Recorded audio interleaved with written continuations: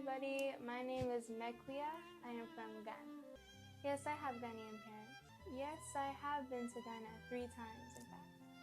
First time I was in Ghana was when I was just like yay high, this little 1-year-old toddler. Uh-huh. Okay, how long? Do you remember how long you were in Ghana for the first time when you were a yay-high toddler? About 1 to 2 years. 1 to 2 years. Okay, so you experienced Ghana for 1 to 2 years. When was the second time you went to Ghana? Second time I was 5. 5 years? Yeah, 5, okay. around that. All right, when was the last time you went to Ghana? I was 12, 11, around that time. Okay, perfect. So for the second and the third time you went to Ghana, how long did you stay there for about a year or 2 also, or? Oh no, we were on summer break in school, so we just stayed there for a few months. When you went there? Love Ghana. You did? Awesome. I'm excited. What are some of the food that you ate in Ghana? Ooh, my all-time favorite, rice balls and peanut butter soup. I got some fufu, jollof rice and tomato stew. Well, Ghanaian parents are very strict. Yeah, okay. They're really strict. Okay. Way stricter than here. Yes. Okay.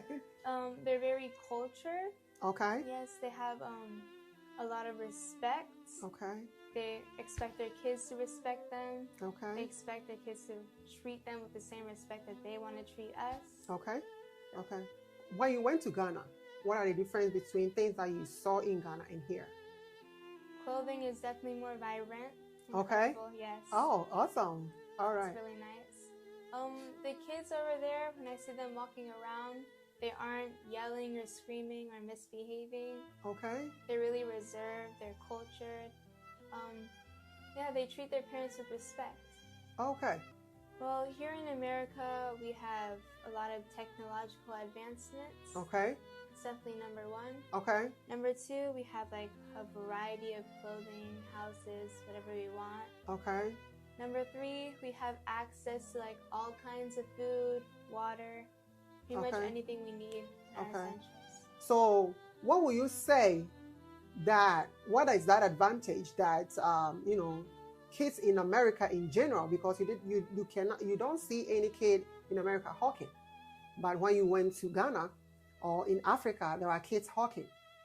What is that one thing that you think what is that one advice that you want to give to kids in America? So one thing I like to advise kids in America to do is appreciate their parents, because just like in Ghana, we see them working hard. Mm-hmm. We see the kids working. Mm-hmm. Well, here, the parents work for them.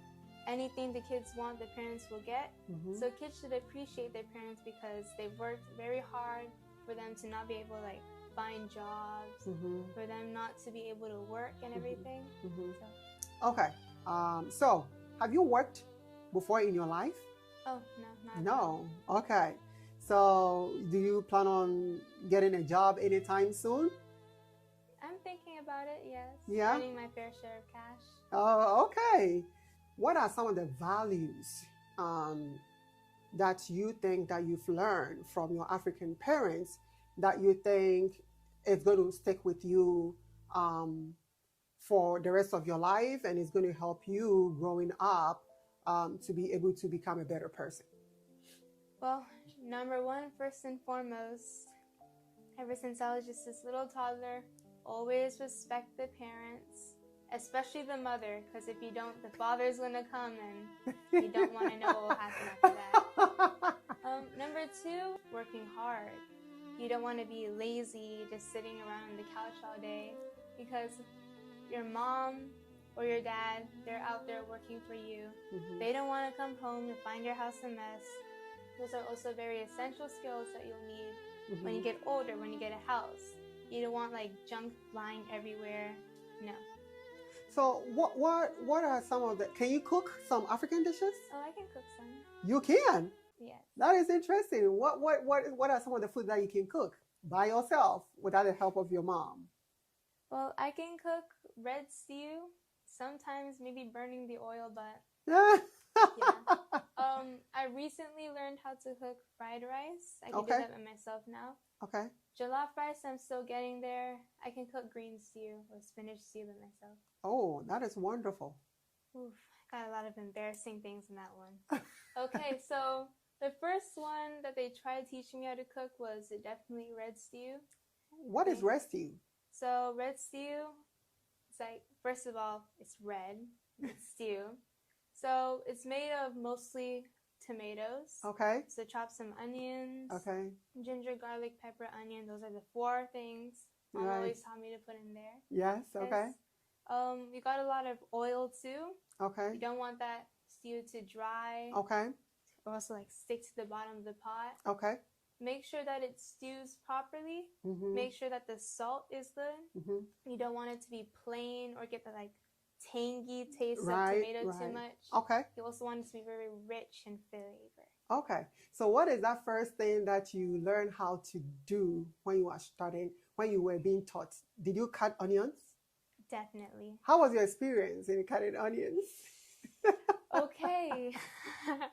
So onion, for all of you who have cut onion before, you'll know that it burns your eyes to the point where you will start crying.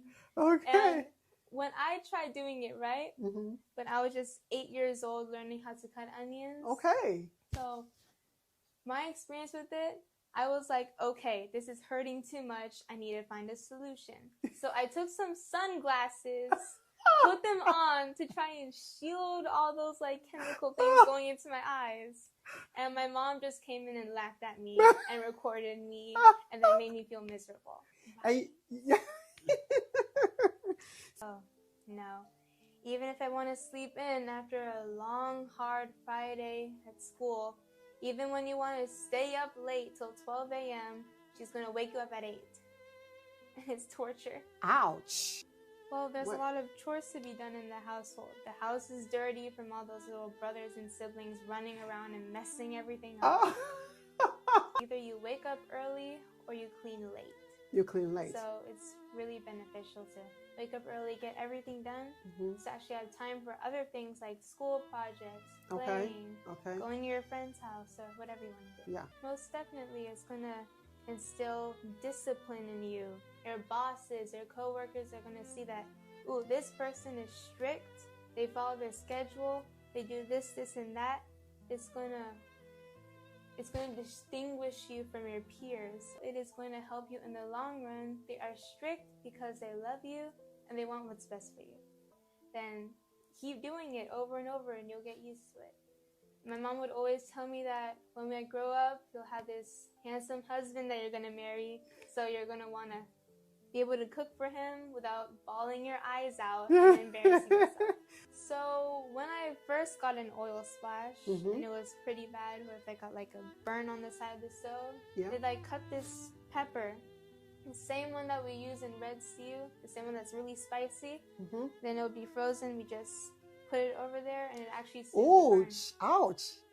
It did not hurt. Pepper. Pepper.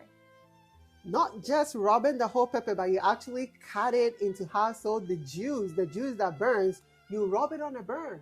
Yes. And what effect does it have on the burn? What is different that you think you advise that people should do it? Like, because it looks like, what is the purpose? So first I want to clarify what kind of burn it is. It should never be an open wound. If it's an open wound, do not, and I repeat, do not put pepper on it. You're going to regret it. Okay. So the kind of burn I'm talking about is just that little red thing that you get, which is a bit of skin irritation.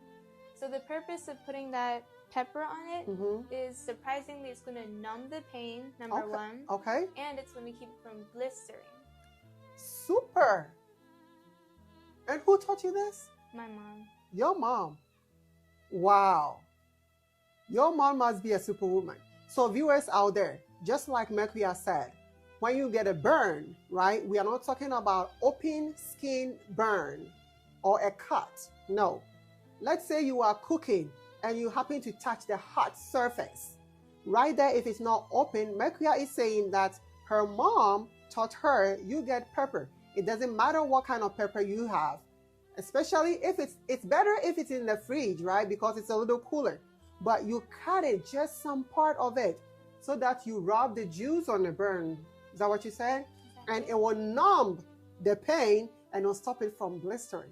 In your spare time, what are some of the things that you do? Well, me personally, it might not be for all of you out there. I like to read, sometimes studying. I have a taste for volleyball too. I like sports. I like sports. I like drawing too. Oh. I can go outside and play. Okay. If the weather is fine for that. Yeah. In your opinion, between your mom and your dad, who is more stricter and why? Ooh, okay. So there are some situations where it's a close call. Okay. Just a teeny bit more my mom. Because when I go to ask my dad for something, okay, he's like, go ask your mother. Because he knows he'll allow us to do whatever he wants. But mom over there is like, no, you got this, and this to do. No, you got this, and that to do. No. But my dad is definitely stricter in the sense that like, no, you cannot share your contacts to anyone. No makeup or crazy things like that other girls do. So it really depends on the situation. Well, I would say be humble. Just like you said, people in Africa or other parts of the countries, they don't have what you have. That doesn't mean you should be like, oh, I'm better than this person. No, we are all people. We all deserve these things.